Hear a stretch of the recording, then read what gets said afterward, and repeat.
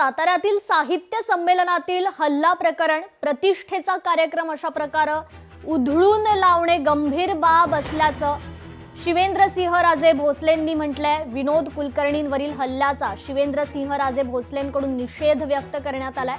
हल्ला करणाऱ्यांवर पोलिसांनी तत्काळ कारवाई करावी अशी मागणी देखील संमेलन स्वागताध्यक्ष शिवेंद्रसिंहराजे भोसलेंनी केली आहे। आजचा जो प्रकार आहे हे अतिशय दुर्दैवी आहे। चांगलं चाललेलं सगळ्या म्हणजे आज राज्यातनं देशातनं आलेल्या सगळ्यांनी हे साहित्य संमेलन नावाजले की अतिशय सुंदर नीटनेटकं नियोजन झाले। कुठेही कमी आज सातारकर आपण पडलेलं नाही।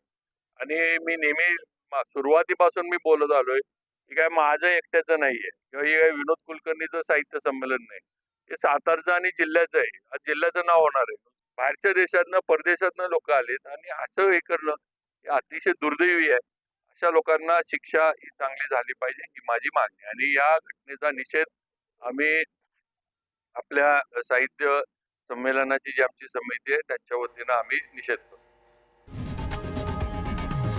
लोकशाही मराठी ऐका, पहा, जागरूक रहा।